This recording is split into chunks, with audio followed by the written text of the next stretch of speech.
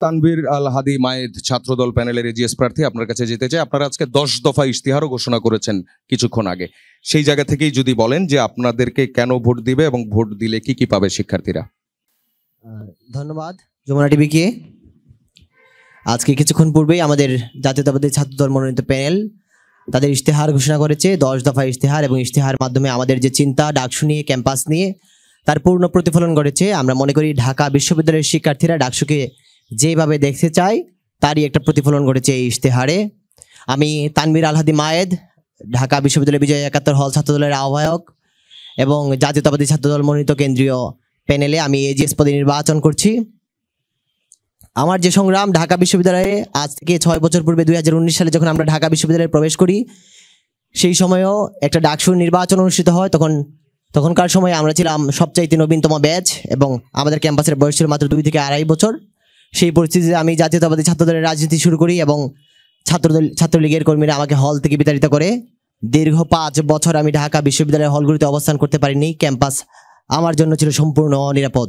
সেই পরিবেশে দাঁড়িয়ে আমি বাংলাদেশের মানুষের গণতান্ত্রিক অধিকারের জন্য কথা বলেছি, শিক্ষার্থীদের অধিকারের জন্য কথা বলেছি, শিক্ষার্থী নির্যাতনের বিরুদ্ধে কথা বলেছি, ছাত্রলীগের নির্যাতনের বিরুদ্ধে কথা বলেছি।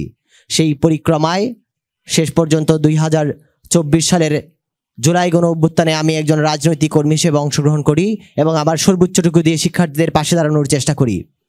তারপর আমাদের 5 আগস্ট পরবর্তী সময়েও ক্যাম্পাস ভিত্তিক যে রাজনৈতিক ধারা ছিল, বাংলাদেশ জাতীয়তাবাদী ছাত্রদল শিক্ষার্থীদের সেন্টিমেন্ট এবং নিজস্ব রাজনৈতিক চিন্তাভাবনাকে একত্রে করে তাদের রাজনৈতিক কর্মকাণ্ড পরিচালনা করে এবং আমরা আমাদের সর্বোচ্চটুকু দিয়ে শিক্ষার্থীদের মন জয় করার চেষ্টা করি।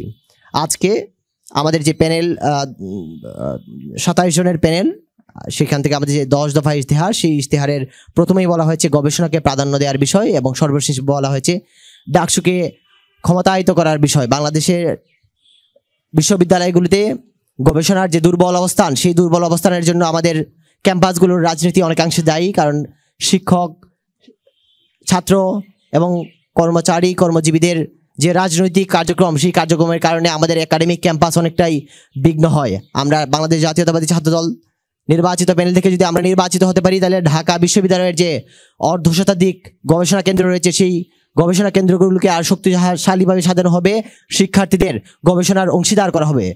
আমাদের পার্শ্ববর্তী ক্যাম্পাস বুয়েটে যেভাবে শিক্ষার্থীদের রিসার্চ অ্যাসিস্ট্যান্ট হিসেবে নিয়োগের প্রথা চালু আছে, আমরা ঢাকা বিশ্ববিদ্যালয়ের ক্যাম্পাসে সেই প্রথা চালু করার ব্যবস্থা করব। আমাদের ক্যাম্পাসে নারীদের নিয়ে আমরা বিভিন্ন ধরনের সমস্যা ফেস করি এবং বাংলাদেশ জাতীয়তাবাদী ছাত্রদল সেই সব সমস্যাগুলোকে লক্ষ্য করেছে। আমরা আমাদের নারী হলগুলিতে যে সমস্যা রয়েছে, সেই সমস্যাগুলোর আসল সমাধান করতে চাই।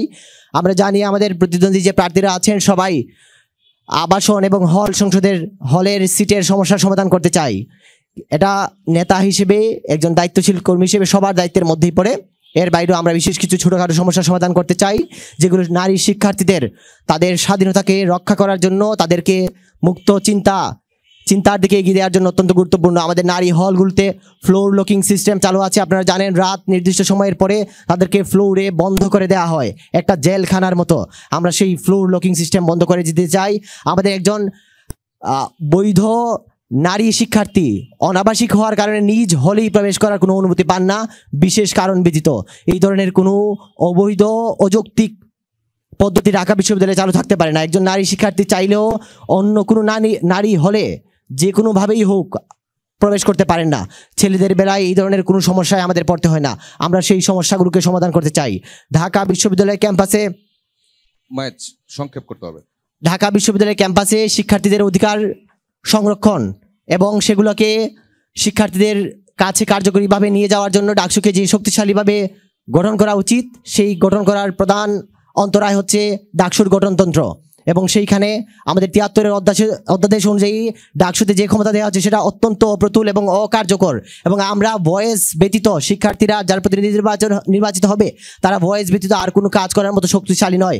আমরা আমাদের সংস্কার প্রস্তাবে ডাকসুর ভিপি পদকে প্রদান না করে সভাপতি পদকে প্রদান করার অনুরোধ জানিয়েছিলাম, যাতে বিশ্ববিদ্যালয়ের উপাচার্য সেইখানে নিয়মতান্ত্রিকভাবে প্রধান না হন। যেহেতু শিক্ষার্থীরা যদি ওই সংগঠনের প্রধান হতে পারে, তাহলে তারা কাজ করতে অনেকটা স্বাচ্ছন্দ্য বোধ করবে। আমরা নিয়মিত ডাকসুর কথা বলেছি। ডাকসুকে একটি ঢাকা বিশ্ববিদ্যালয় ক্যাম্পাসে আপনারা জানেন অনেকেই গণরুম গেস্ট রুম নিয়ে কথা বলেছেন এবং গণরুম গেস্ট রুম ফিরে আসার যে ভয় তাদের মধ্যে রয়েছে, সেই ভয় দূর করার জন্য গণতান্ত্রিক পরিবেশ ঢাকা বিশ্ববিদ্যালয়ে বিদ্যমান রাখা অত্যন্ত গুরুত্বপূর্ণ।